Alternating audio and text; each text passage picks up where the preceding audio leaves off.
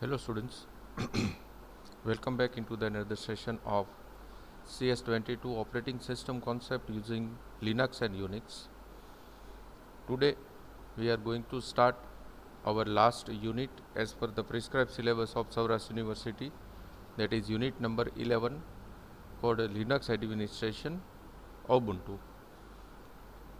The aim of learning this particular unit is to know something more advanced into the Ubuntu. Up till today we have discussed the basic ideas of operating system, the functionality of operating system, various types of operating system.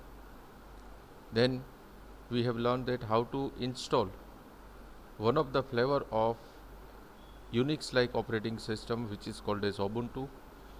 Then we have performed various practical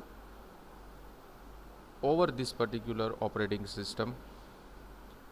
Parallelly with this, we have discussed about the internals of operating system by discussing process management, memory management, architecture,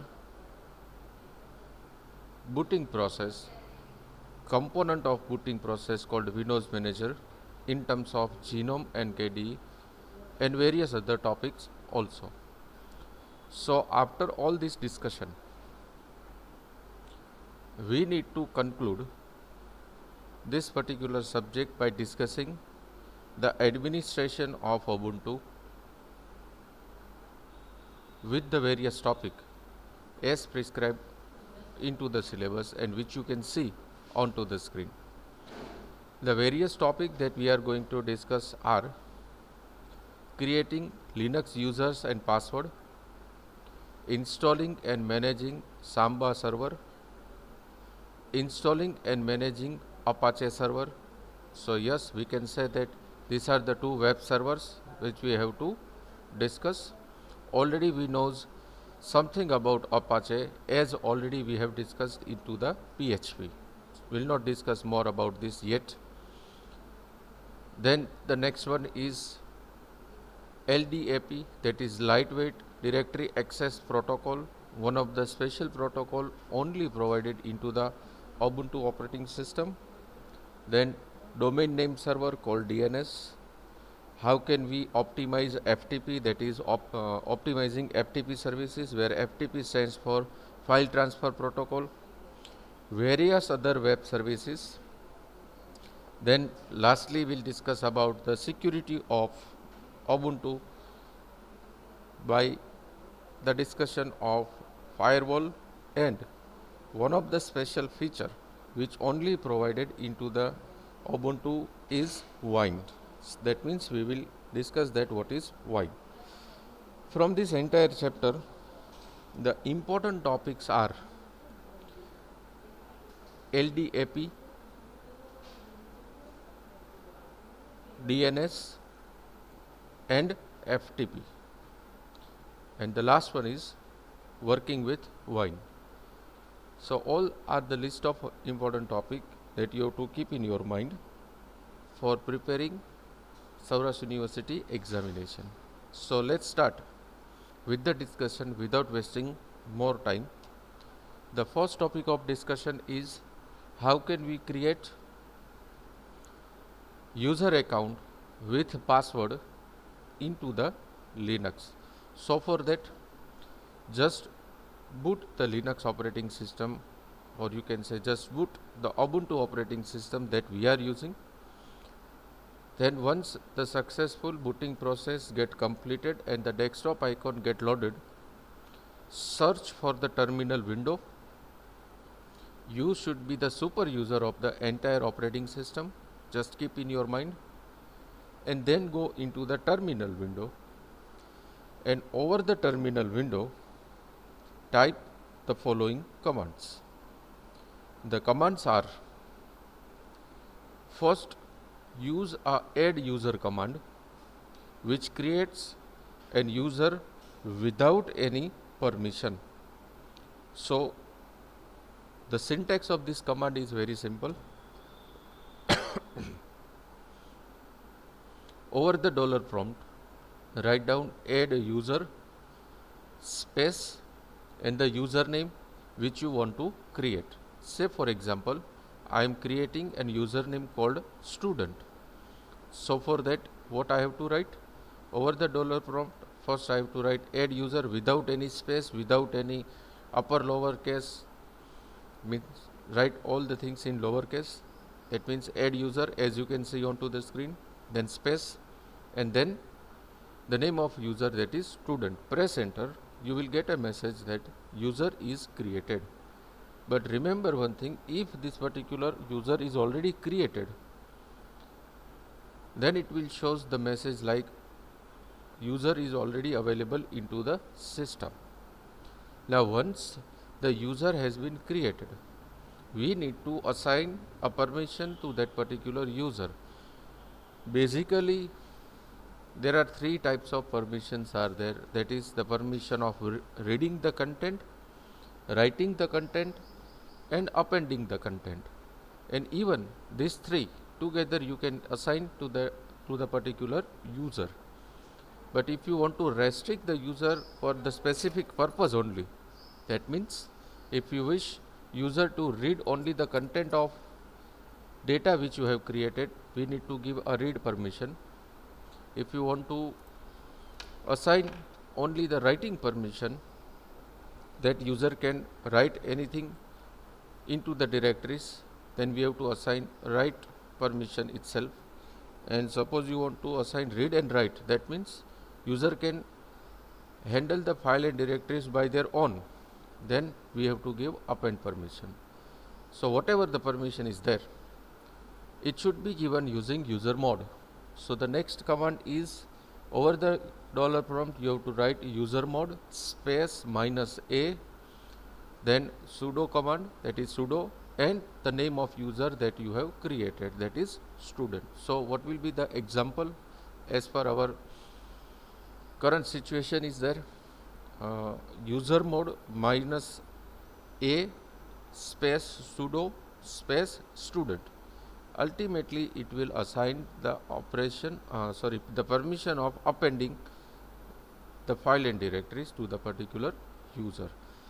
Now once the permission is assigned, step number 1 is creating the user, step number 2 is assigning the permission, and the step number 3 is activating the user. So to activate the user, command is there, that is called as su command. So just write down su minus the username that we have created. So as per our situation, what will be the thing? Su minus student. Press enter. The message will be there onto the screen. Student activated successfully. That means user is added into the authenticated directory of the Linux, or we can say Ubuntu. Now just exit from the super user login. That means just log out from the super user and try to get logged through the new username called student. You will get your own desktop screen over there. So even it justifies that Ubuntu is a multi-user operating system. Anyways, this was all about how can we create new user into the Linux like operating system called Ubuntu. The next thing that we have to discuss is an installation of Samba server and managing the Samba server. This sounds something funny, that what is Samba?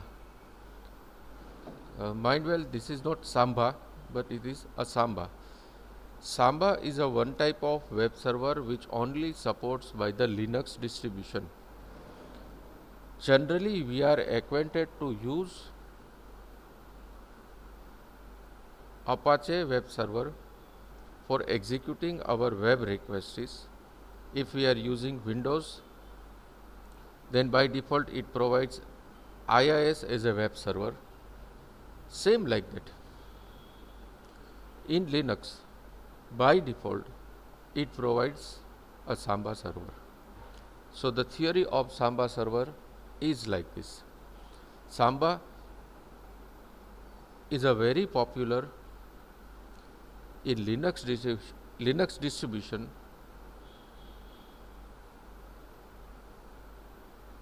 which is already installed into the operating system called Ubuntu by default. But yes, we can choose an appropriate version of Samba server as per our need. Samba server, as written over here, comes with different version. So all the different version have different functionalities. If we are not forgetting, then our entire network is divided into the 8 separate OSI layers. All these 8 OSI layers are network layer, transport layer, session layer, presentation layer, application layer, and etc. etc. So all this layer works together for executing the single task of wide area network. Generally, the usage of web server is widely used over the wide area network, where the data is going to be transmitted from one location to another unknown location. I would not like to make this more complicated discussion right now, but the simple thing is that whenever we are installing the Windows operating system, by default it provides an IIS. While installing a Linux, it provides by default an Samba server. Both of these servers are called as web server, which is used to take a request from the URL. It send that particular request to the relevant domain name. That domain name accept the request, generate the response, and send it back in format of cookie from where the actual request has been generated. So this entire thing is managed by the web server. So in Windows, the same thing is managed by IIS or Apache, and in Linux, by default, it is maintained by Samba server. Obviously, if we are not interested into the Samba and its usage, we can replace it by installing the new web server called Apache, which is very popular nowadays into the market, by just changing the configuration directory. The steps of installing the Samba server into the desired system is very simple. Just go into the official site of Ubuntu, browse to the web server portion, download the source or binary file. Second, read the installation manual successfully, which indicates that where to make the necessary changes. Third, create a one directory in which we wish to install the Samba server. That means configure the directory. Next step is just compile the server and utility program. By passing the sudo command, install the specific server file, obviously, which is the next step.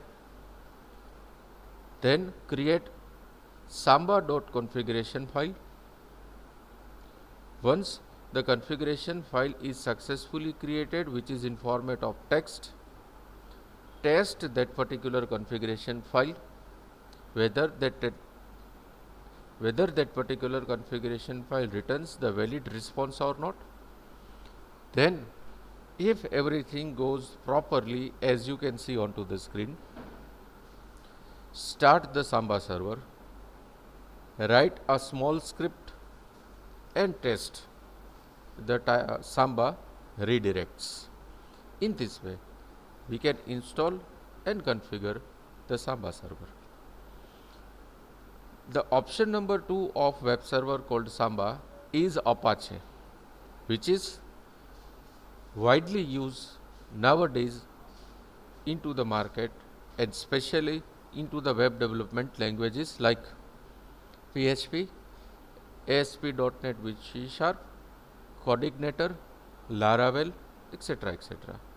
So we can replace Samba server with Apache server due to its some functionality, or we can say the special features of portability, interactive, speedy, single port configuration, and so many things.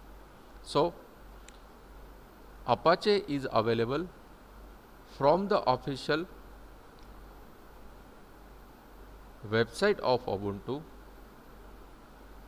which can be installed by just updating the apt, or by using the apt package manager.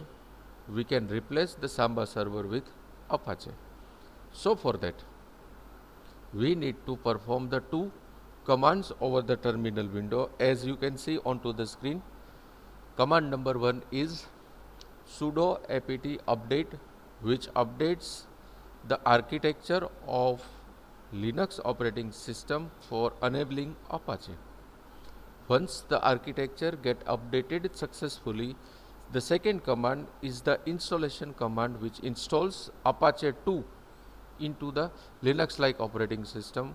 So the command is sudo apt install Apache 2 without any space. Rest, if the system get connected with the internet, will automatically performs its functionality. First, it removes all the credentials and the configuration of Samba server, and then it replaces the etc directory with the installation files and folder of Apache. You can observe the log file, which shows the entire percentage of installation, successful percentage of installation of Apache web server.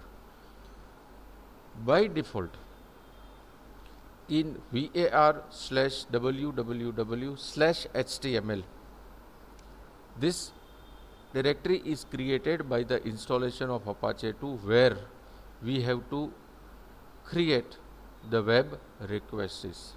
It is something like that. If you are not forgetting, then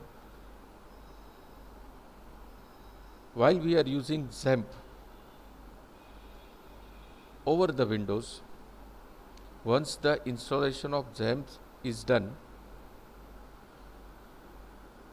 just we are browsing through C drive, XAMPP, htdocs, and under htdocs we are creating our web root directory, and under that web root directory we are putting our programs which get executed through the URL request.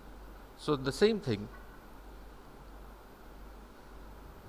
should be maintained into the Apache server, which we are installing over the Ubuntu operating system. The next topic of discussion is LADP. So first, the full form of LADP is Lightweight Directory Access Protocol.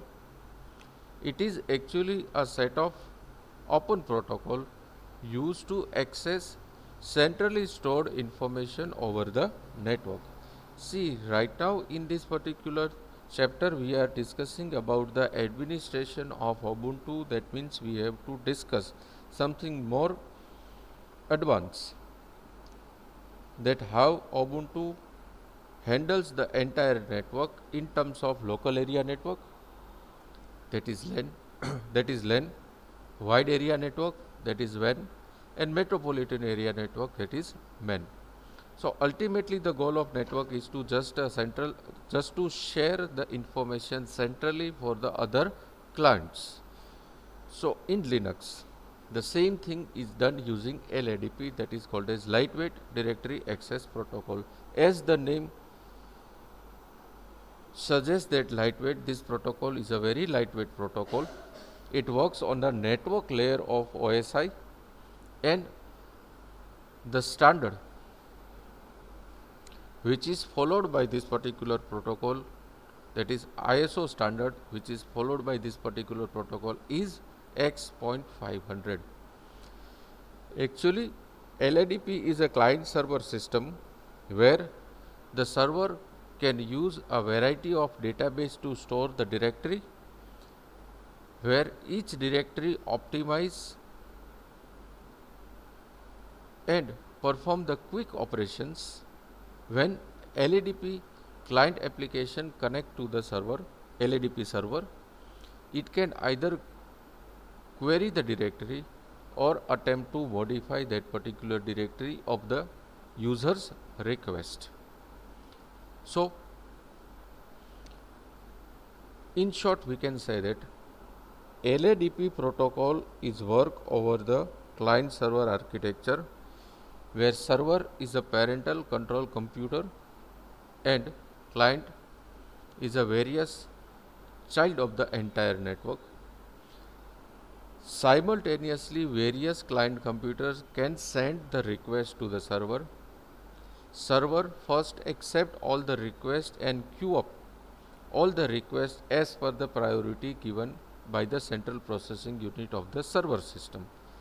Once the response of every request has been generated, simultaneously it will send over the common network, and whatever the client has requested will accept the response, and according to that it gives an output to the user. So this is the simple functionality of LADP. No doubt we have discussed this LADP protocol very shortly in this particular chapter, but in depth it's a big topic. Next one is DNS. The full form of DNS is domain names service. Actually, this service is a internet based services where it demonstrates the various two extension of the website. Generally, two types of domain are there over the internet. One is the generic domain and another is a country domain.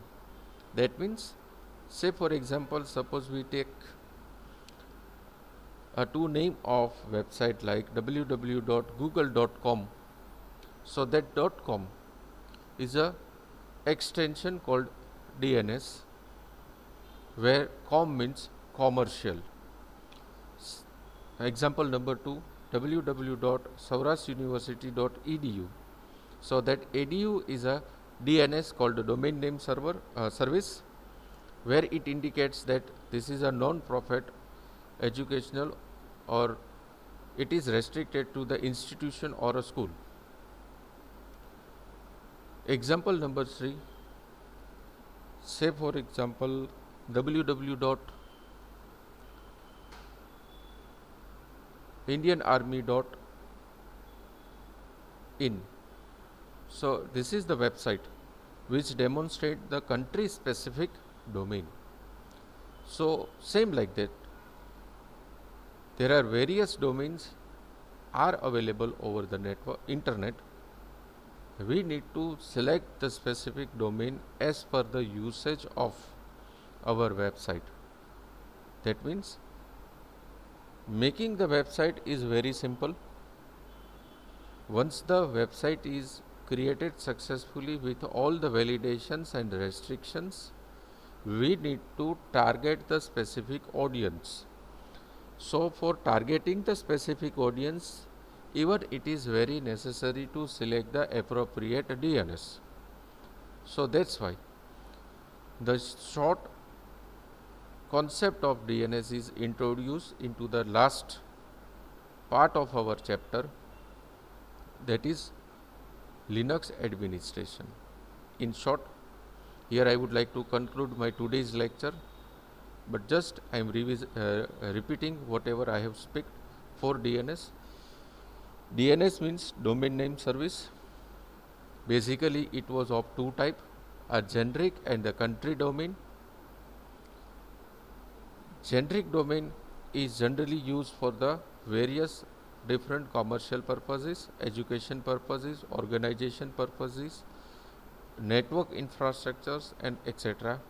While country specific domain is used only when the website is a country specific website. For India, it is used IN. For UK, it is used .uk. For US, the website it used the domain service called US, and so on. So, in our next lecture,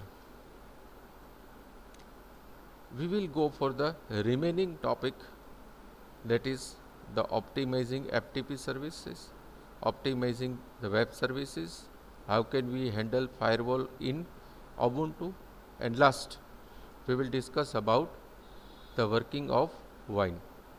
So 3 to 4 topics are left in this last session, which we will discuss in next lecture. Till date, thank you very much students for listening me, and have a nice day.